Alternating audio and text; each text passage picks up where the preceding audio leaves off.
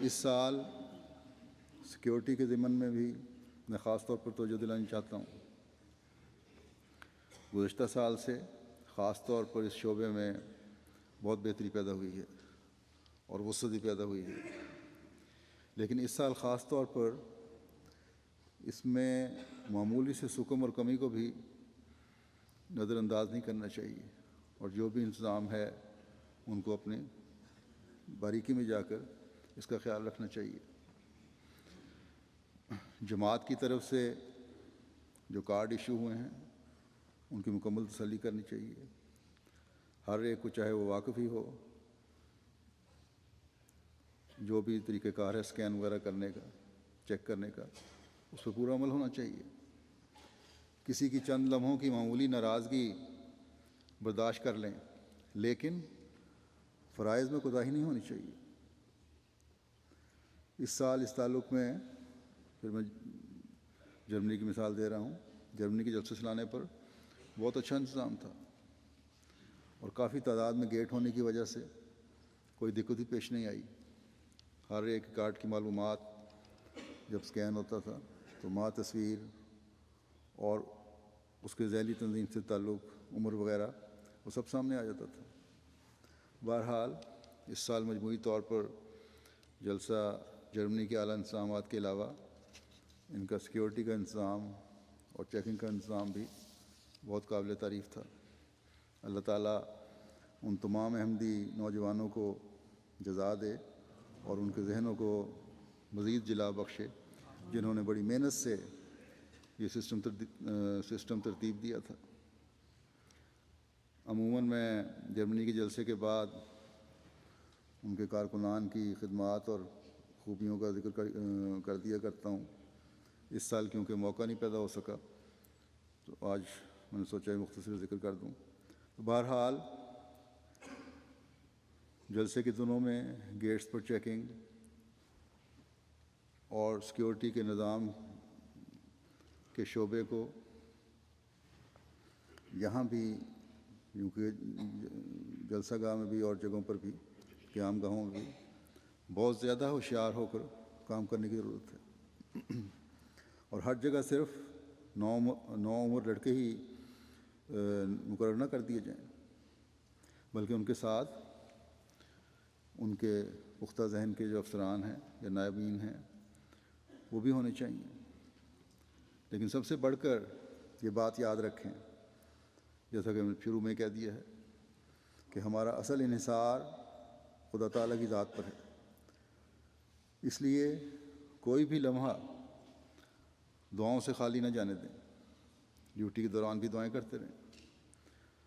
Security کے ضمن میں یہ بات بھی یاد رکھیں کہ جو عارضی قیام گاہیں ہیں جو اجتماعی طور پر مارکیوں میں بنائی جاتی ہیں، حدیقۃ المہدی میں یا اسلام آباد میں، یا مستقل سے مراد ہے جو مسجد بیت الفتوح میں یا اور جگہ ہیں یا کہیں بھی، اسی طرح انفرادی خیموں کی قیام گاہیں ہیں جو لوگ خود بھی لگاتے ہیں، خاص طور پر حدیقۃ المہدی اور اسلام آباد میں۔ ان میں بعض دفعہ چوری کے اکا دکا واقعات ہو جاتے ہیں، اس لیے حفاظت کے انتظام کو خاص طور پر نظر رکھنے کی ضرورت ہے، اس انتظام پر نظر رکھنے کی ضرورت ہے۔ اگر کوئی چوری کے لیے اندر آ سکتا ہے تو اور نقصان ہی پہنچا سکتا ہے، اس کو ہمیشہ یاد رکھیں۔ اس لیے قطع نظر اس کے کہ کوئی لوگوں کو اگر آپ نے کہہ دیا اور اپنے قیمتی سامان ساتھ لے جاؤ اور لوگ لے جاتے ہیں، لیکن پھر بھی آپ نے حفاظت اور پہرے کے کام کو پوری طرح اور ذمہ داری سے اسی طرح بجا لانا ہے اور گہری نظر رکھتے ہوئے یہ کام کرنا ہے۔ کسی بھی قسم کی سستی یا لاپرواہی سے کام نہیں لینا۔ صرف چوری ہی نہیں بلکہ اور وجوہات کی وجہ سے بھی توجہ اور ویجیلنس کی ضرورت ہے۔ اور پھر سیکیورٹی والوں کو ہمیشہ پورا اعتماد رہنے کی بھی ضرورت ہوتی ہے، کبھی کسی صورت میں بھی پینک ہونے کی ضرورت نہیں۔ اسی طرح دوسری ڈیوٹی والے ہیں بعض دفعہ کھانے کے اوقات میں کھانے کی کمی اور مہمانوں کا رش ہو جاتا ہے. اللہ تعالیٰ کے فضل سے عموماً ایسا نہیں ہوتا، لیکن کیونکہ کھانا اور جگہ پک رہا ہوتا ہے اور کھلایا جلسے کے دنوں میں اور جگہ جاتا ہے، اس لیے اگر دیر ہو جائے تو تحمل سے مہمانوں کی تسلی کروایا کریں. اسی طرح ٹرانسپورٹ ہے، جلسے پر آنے اور جانے کے اوقات میں بسوں اور ٹرینوں پر رش ہو جاتا ہے. کارکنان تحمل سے رہتے ہوئے اپنے فرائض بھی ادا کریں اور مہمانوں کو بھی صبر اور حوصلہ دلائیں کہ یہ وقتی دقت ہے، مشکل کا سامنا حل ہونا چاہیے. مہمانوں کو حوصلہ دلائیں، ان کو تلقین کریں، غصے میں آنے کی ضرورت نہیں. پھر اور شعبے جاتے ہیں، اسی طرح پانی کا شعبہ ہے، اس میں کمی بیشی ہو جاتی ہے. گرمی آج کل زیادہ ہے، ضرورت بھی زیادہ ہوتی ہے پانی کی. اگر موسم اچھا ہو ضرورت نہیں ہوتی، لیکن اب تو یہاں بھی گرمی ہونے لگ گئی، اس لیے یہ بھی بڑا اہم شعبہ ہو گیا. علاوہ پینے کے پانی کے ٹوائلٹس وغیرہ میں، غسل خانوں میں پانی کی ضرورت ہوتی ہے. تو یہ سب شعبے ایسے ہیں جہاں باوجود کارکنان کے تجربہ کار ہونے کے، مہمانوں کی بے حوصلگی کی وجہ سے بعض دفعہ افراتفری کی صورت پیدا ہو جاتی ہے. اس لیے جہاں کارکنان کو اپنی حالت کو صحیح رکھنے کی ضرورت ہوتی ہے، وہاں مہمانوں کو بھی تحمل کے ساتھ صحیح رہنمائی کرنے کی ضرورت ہوتی ہے. اللہ تعالیٰ آسن رنگ میں سب کو اپنے فرائض ادا کرنے کی توفیق عطا فرمائے. مہمان نوازی ایک تو ویسے بھی ایک مومن کا ترہ امتیاز ہے، اور جو مہمان خالص دینی غرض سے آ رہے ہوں اور جن کو زمانے کے امام نے اپنا مہمان کہا ہو، ان کی مہمان نوازی تو بہت برکتیں لیے ہوئے اور خاص لیے ہوئے اور اس وجہ سے خاص توجہ چاہتی ہے. حضرت مسیح موعود علیہ السلام کے مہمان، جیسا کہ میں نے کہا، دینی غرض کے لیے آتے ہیں. اور دینی غرض کیا ہے کہ حضرت صلی اللہ علیہ وسلم پر نازل ہوئے دین کو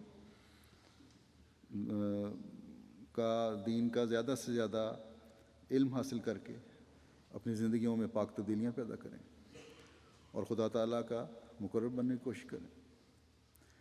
حضرت صلی اللہ علیہ وسلم اس غرض کے لیے آئے ہوئے مہمانوں کی مہمان نوازی کس طرح فرمایا کرتے تھے، اس کی بے شمار مثالیں ہیں. کبھی ہم دیکھتے ہیں کہ مہمان آ گیا تو حضرت صلی اللہ علیہ وسلم اپنے گھر میں پیغام بھیجتے ہیں کہ اپنی ہر بیوی کے گھر پیغامبر کو بھجواتے ہیں کہ آج میرا مہمان آ گیا ہے، اس کے کھانے کا بندوبست کرو. لیکن ہر بیوی کے گھر سے جواب ملتا ہے کہ آج تو ہمارا پانی پر گزارا ہے، صرف کھانے کی کوئی چیز نہیں. اب دیکھیں یہاں آپ کی بیویوں کے بھی صبر اور شکر کے انتہائی مقام کو پتہ چلتا ہے. آپ صلی اللہ علیہ وسلم کی قوت قدسی کی وجہ سے کوئی واویلا نہیں، کوئی ہلکا سا احساس بھی نہیں دلایا جا رہا کہ آپ کے گھر والے بھوکے ہیں. اس حالت کا بھی پتہ چلتا ہے تو مہمان کے آنے کی وجہ سے پتہ چل رہا ہے. بہرحال اس مہمان کو پھر ایک صحابی رسول صلی اللہ علیہ وسلم اپنے ساتھ لے جاتے ہیں، اور وہ بھی کوئی امیر آدمی نہیں ہے. ان کے گھر میں بھی صرف بچوں کے لیے خوراک ہے. وہ بچوں کو تو کسی طرح سلا دیتے ہیں اور کھانا مہمان کے سامنے رکھ دیتے ہیں، اور خود چراغ بجھا کر اندھیرے میں اس طرح ظاہر کرتے ہیں، منہ چلا رہے ہیں تاکہ مہمان کو پتہ نہ چلے کہ وہ بھی کھانا کھا رہے ہیں ساتھ گھر والے کے نہیں. اس کو احساس نہ ہو کہ گھر والے میرے ساتھ کیوں شامل نہیں ہو رہے. اور پھر اللہ تعالیٰ کے پیار کی نظر بھی دیکھیں اپنے بندوں کے لیے. اب بندوں کے اس فعل پر کس طرح پڑتی ہے